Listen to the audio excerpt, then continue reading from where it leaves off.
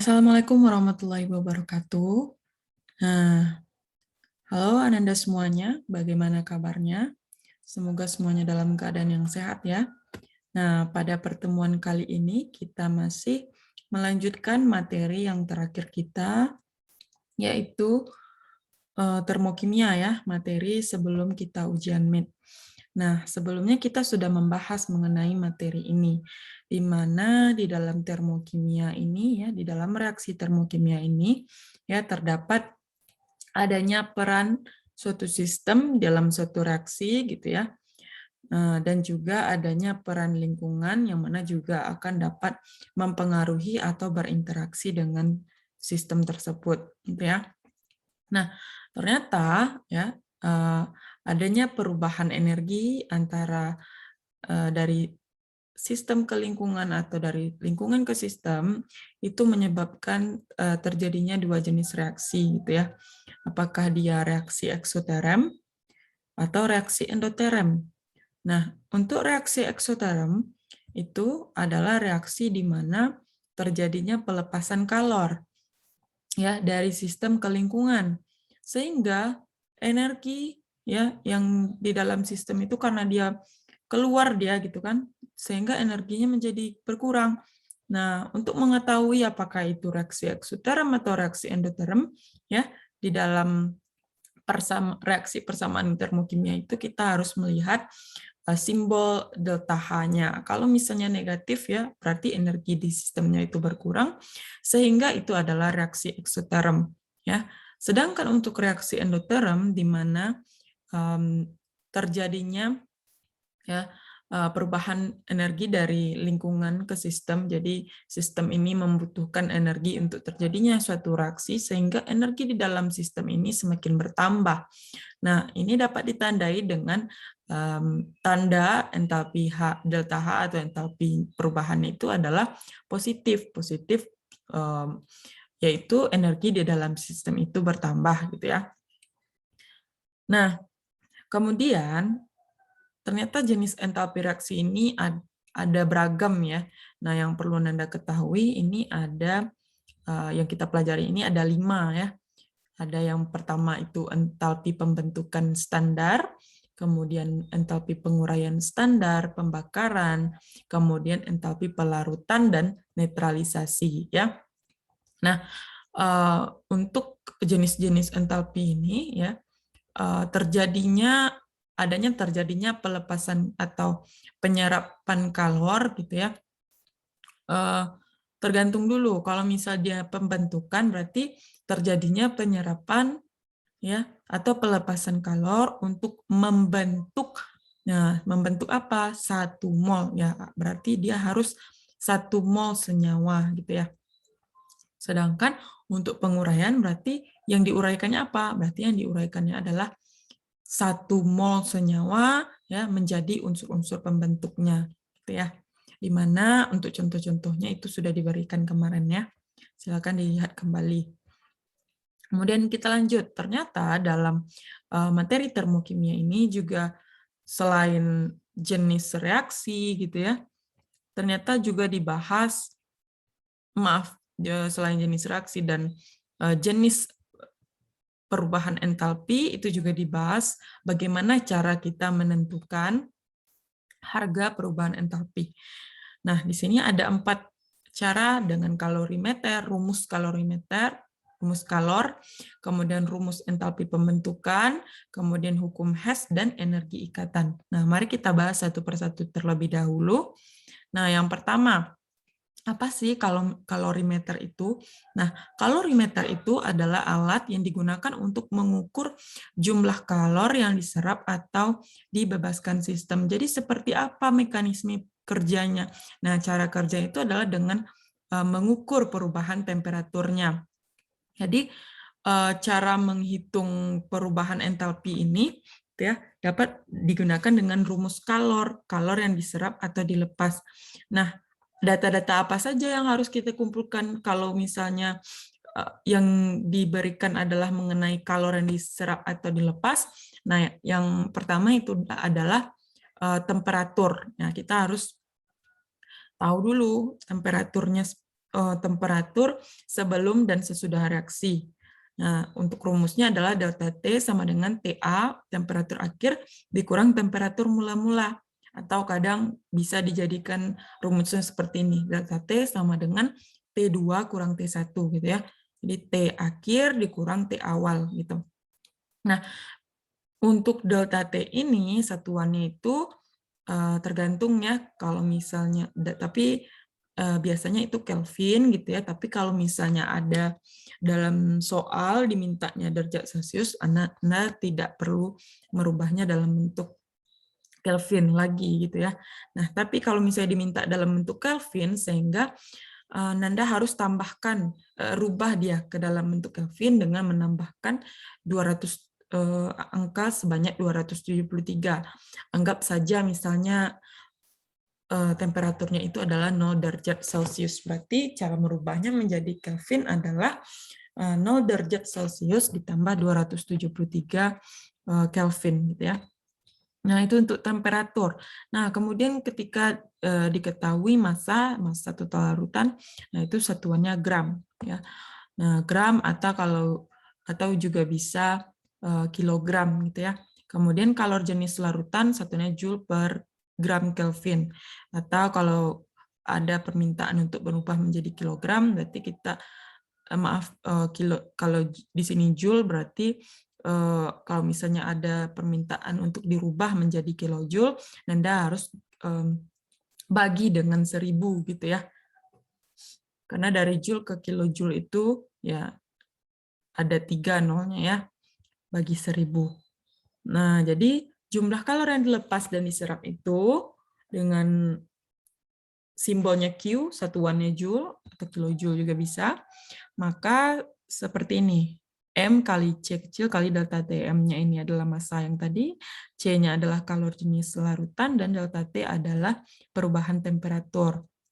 Nah, kalau misalnya ternyata dalam kalor reaksi itu terjadi penggabungan dari kalor yang diserap atau dilepas dengan kalor kalorimeter. Mohon maaf. Kalor kalorimeter. Nah, ternyata rumus kalor kalorimeternya adalah C besar kali delta T. Jadi C besarnya apa? C besarnya adalah kapasitas kalor yang mana satuannya itu adalah joule per Kelvin. Kalau untuk delta T, Anda sudah tahu ya tadi bahwa delta T itu adalah perubahan temperatur. Nah, seperti ini dia alatnya kalorimeter nih. Seperti ini cara menghitungnya ya. Kemudian kita lanjut yang kedua.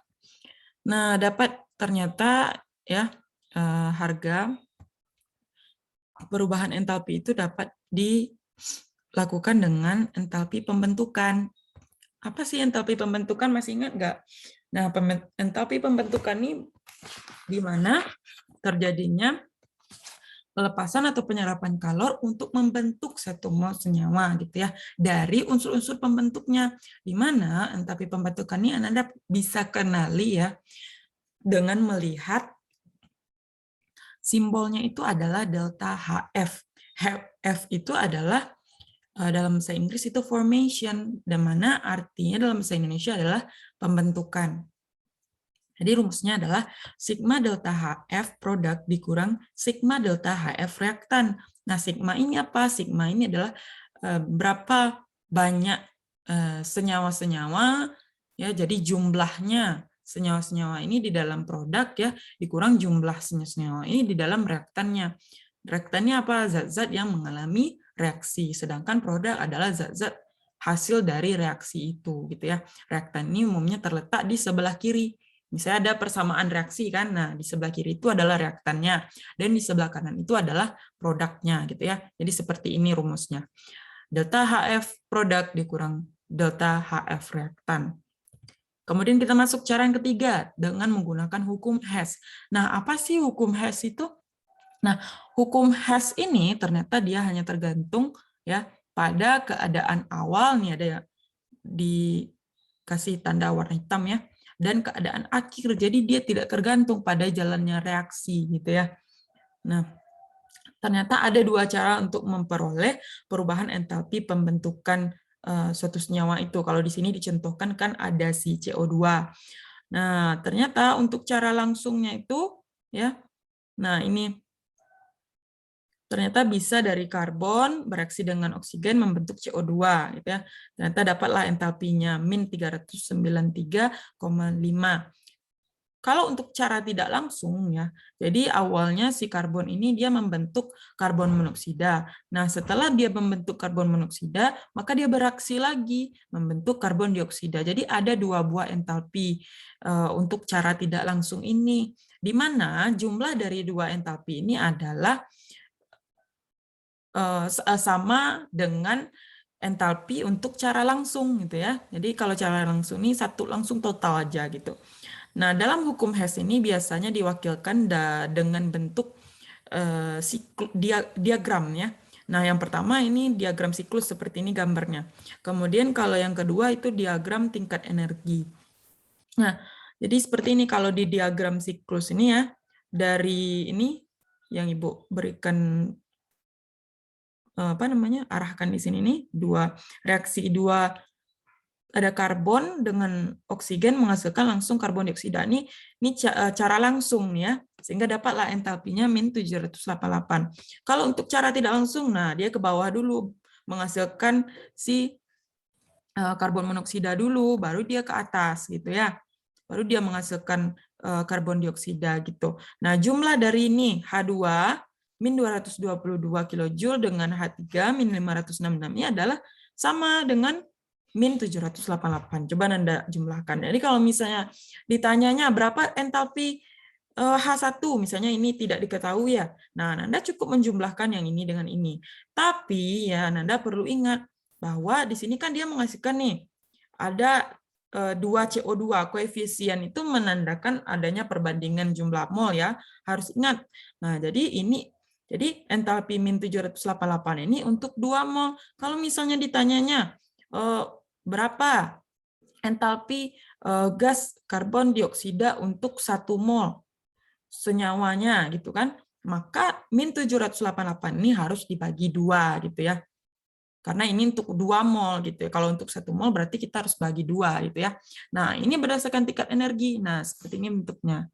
Nah, jadi di sini keadaan awalnya di atas ini, kemudian keadaan akhir di bawah gitu ya. Jadi bentuknya saja yang dirubahnya. Seperti itu. Nah, ini yang terakhir. Ini dengan cara menentukan harga perubahan entalpi dengan energi ikatan. Nah, apa sih energi ikatan itu? Nah, energi ikatan itu adalah banyaknya energi ya yang berkaitan dengan ikatan dalam senyawa kimia. Jadi antara unsur dengan unsur itu kan kalau misalnya dia bereaksi dia membentuk ikatan tuh. Nah, ternyata ada energi di dalamnya gitu ya. Nah, di sini kita contohkan. Misalnya ada senyawa CH4 atau metana ya. Nah, ini adalah senyawa alkana. Jadi Nanda harus tahu membedakan yang mana senyawa alkana, yang mana alkena, yang mana alkuna. Berdasarkan rumusnya itu, kalau alkana kan CnH2n tambah 2. Kalau alkena CnH2n, dan kalau alkuna itu CnH2n dikurang 2. Nah, dengan melihat CH4 coba masukkan rumusnya. Coba masukkan rumus alkana, CnH2n tambah 2. N-nya berapa? 1. Nah, kemudian H-nya, coba anggap H-nya itu, N-nya itu 1 ya. H2N, 2N, 2 kali 1, 2, tambah 2. Berarti ini alkana ya. Nah, setelah Nanda tahu ini adalah termasuk ke dalam jenis hidrokarbon alkana, Nanda harus menggambarkan strukturnya. Jadi, di dalam energi ikatan ini, ya, dengan penentuan dengan energi ikatan ini, Nanda harus bisa menggambarkan struktur-struktur dari senyawa itu, apakah dia alkana, alkena, ataupun alkuna, gitu ya. Nah, ternyata setelah digambarkan, contohnya ini metana tadi ya, setelah digambarkan ada 4 buah ikatan CH, gitu ya. Yang mana saja gitu ya. Ini satu di atas nih ya, di atas, di bawah, kiri, dan kanan. Berarti ternyata ada 4 gitu ya. Kalau untuk satu, nih coba lihat tabel di sini. Ini biasanya diberikan di dalam soal ya. Kalau untuk satu ikatan, misalnya satu ikatan CH, itu energi ikatan rata-ratanya 413 gitu. Kalau untuk satu ikatan CC 348 gitu ya. Jadi dalam setiap ikatan itu pasti akan ada energi ikatan rata-ratanya gitu ya. Nah, ternyata tadi ada 4 ya. Oleh karena itu gitu ya, dikali dengan 4 energinya. Berarti 4 dikali, karena tadi CH ya, ikatan CH, unsur antara unsur karbon dengan hidrogen, berarti 4 dikali 413 gitu ya.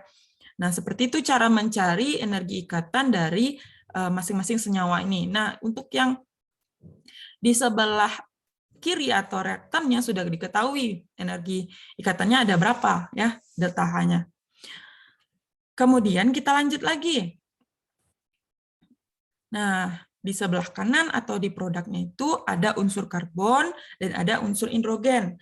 Nah, ternyata energi ikatan dalam unsur itu tidak ada karena energi ikatan itu biasa terjadi antara unsur dengan unsur atau dalam satu senyawa. Karena adanya ikatan gitu, enggak mungkin unsur itu kan tunggal tuh. Dia tidak punya pasangan untuk berikatannya. Oleh karena itu energi ikatannya itu nol. Jadi karbon ini nol energi ikatannya dan hidrogen ini itu nol energi ikatannya.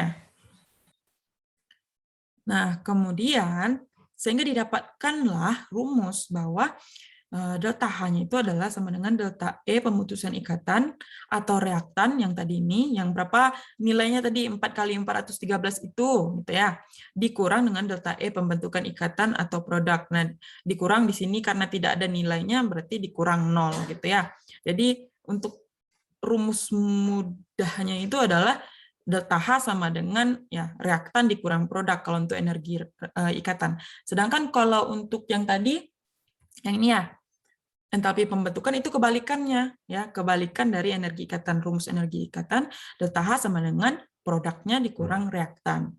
Nah, itulah materi mengenai termokimia ya. Silakan Anda ulang-ulang lagi videonya dan pahami gitu ya. Setelah itu kita kerjakan beberapa latihan. Terima kasih. Assalamualaikum warahmatullahi wabarakatuh.